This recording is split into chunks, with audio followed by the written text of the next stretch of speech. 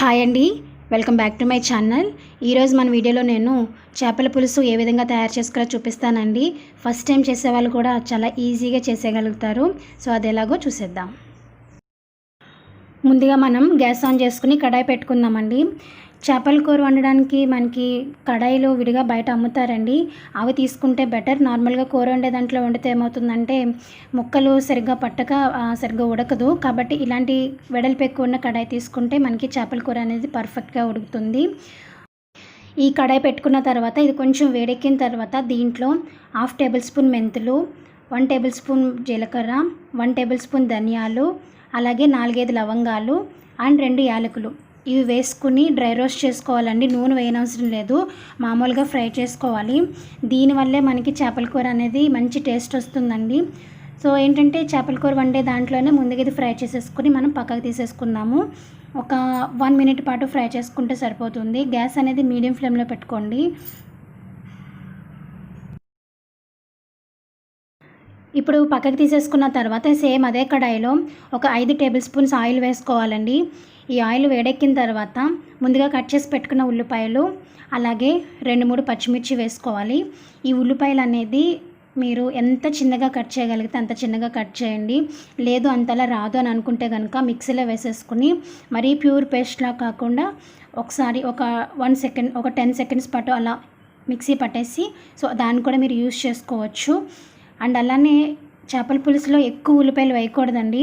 ఇక్కడ నేను 7 చేప ముక్కలకి 2 ఉల్లిపాయలు మాత్రమే తీసుకున్నాను.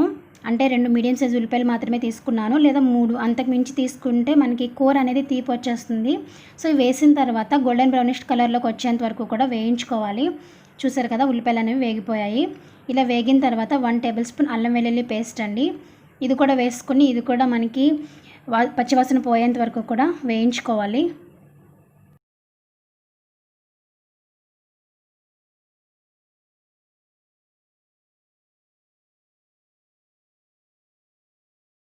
ఇలా వేయించుకున్న తర్వాత దీంట్లో మనం చిటికెడు పసుపు, అలాగే రుచికి సరిపడా కారం అండి. కారం అనేది మనకి చేపల పులుసుకి కొంచెం ఎక్కువే పడుతుంది, ఎందుకంటే పులుసు వేస్తాం కదా. సో కారం అనేది ఎక్కువే పడుతుంది, కాబట్టి చూసి వేసుకోండి. ఈ కారము, పసుపు ఇదంతా కూడా ముక్క వేసిన తర్వాత వేస్తూ ఉంటారు చాలామంది, అలా కూడా వేసుకోవచ్చు. కాకపోతే ముందు వేసుకుంటే ఏంటంటే ముక్కని అస్తమానం కదిపే పని ఉండదు. అండ్ ఇంకొకటి ఏంటంటే ముందుగా వేసేయడం వల్ల ముక్కకి పడుతుంది కూడా. దాని తర్వాత మనం మెల్లిగా కలుపుకోవచ్చు. ఒకసారి చేప ముక్క వేసేసిన తర్వాత దాన్ని ఎక్కువ కలపడం వల్ల అది బ్రేక్ అయిపోయే అవకాశం ఉంటుంది. కాబట్టి ముందుగా వేసుకుంటేనే బెటర్. ఈ పసుపు కారం వేసేసిన తర్వాత ఒక 30 సెకండ్స్ పాటు ఫ్రై అవనివ్వాలండి. ఫ్రై అయిన తర్వాత మనం తీసుకున్న చేప ముక్కల్ని ఒక్కొక్కటిగా ఇక్కడ నేను వీడియోలో చూపిస్తున్న విధంగా విడివిడిగా పరుచుకోవాలి. చూసారు కదా, పర్ఫెక్ట్గా నేను పెట్టిన కడాయి అనేది సరిపోయింది. సో అలా సరిపోవాలి. అండ్ ఇలా పెట్టుకున్న తర్వాత నేను ముందుగా నానబెట్టుకున్న చింతపండు పులుసు అనేది దీంట్లో వేస్తున్నానండి.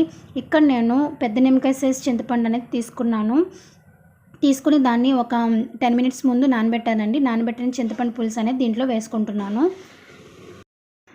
దీంట్లో పులుసు వేసేసుకున్న తర్వాత మూత పెట్టేసుకుని గ్యాస్ అనేది మీడియం ఫ్లేమ్లో ఉంచుకోవాలి. గ్యాస్ మీడియం ఫ్లేమ్లో పెట్టుకుని 15 నుంచి 20 నిమిషాల పాటు ఉడకనివ్వాలండి. మధ్య మధ్యలో మీరు మూత ఓపెన్ చేసి కదపడం లాంటివి చేయొద్దు, ఎందుకంటే చేప అనేది బ్రేక్ అయిపోతుంది.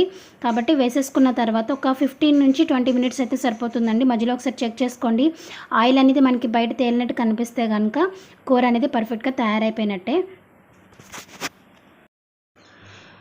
ఒక 15 నిమిషాల తర్వాత మూత ఓపెన్ చేసి చూద్దామండి. చూసారు కదా, మనకి ఆల్మోస్ట్ కుక్ అయిపోయింది.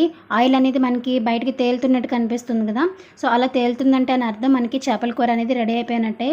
ఇప్పుడు దీంట్లో మనం ముందుగా ఫ్రై చేసి పెట్టుకున్న మసాలా దినుసులు ఉన్నాయి కదండి, దాన్ని నేను మిక్సీలో పౌడర్ చేసుకున్నాను, వాటర్ వేయకుండా. అదంతా కూడా దీంట్లో వేసేసుకోవాలి. అండ్ అలానే రుచికి సరిపడా సాల్ట్ కూడా వేసేసుకుని ఒకసారి కదుపుకోవాలండి. మరి ఎక్కువ కదుపుకూడదు, ఇందాక చెప్పినట్టుగానే చేప అనేది బ్రేక్ అయిపోతుంది. సో కొంచెం కదుపుకొని ఇంకొక 5 నిమిషాల పాటు మూత పెట్టేసుకుంటే మన చేపల కూర అనేది రెడీ అయిపోతుంది. ఇప్పుడు ఇలా ఉడికిపోయిన తర్వాత ఫైనల్గా మనం కరివేపాకు లేదా కొత్తిమీర వేసుకుంటే మన చేపల కూర అనేది రెడీ అయిపోయినట్టే అండి. ఎక్కువ శాతం చేపల కూరలో కరివేపాకు చాలా బాగుంటుంది. సో కరివేపాకు వేసుకోండి అండ్ కొత్తిమీర ఉంటే వేసుకోండి, లేదంటే లేదు. సో మన చేపల కూర అయితే రెడీ అయిపోయిందండి. చాలా అంటే చాలా టేస్టీగా ఉంది. ఒకసారి ట్రై చేసి నాకు కామెంట్ సెక్షన్లో మీ ఫీడ్బ్యాక్ అనేది ఇవ్వండి, ఎలా వచ్చిందనేది. ఓకేనా, మరి నేను కలుస్తాను నెక్స్ట్ వీడియోలో. అండ్ మీ అందరికీ వీడియో నచ్చిందని అనుకుంటున్నాను. నచ్చితే as usual like, share, subscribe. నేను కలుస్తాను నెక్స్ట్ వీడియోలో. అంతవరకు బాయ్ బాయ్.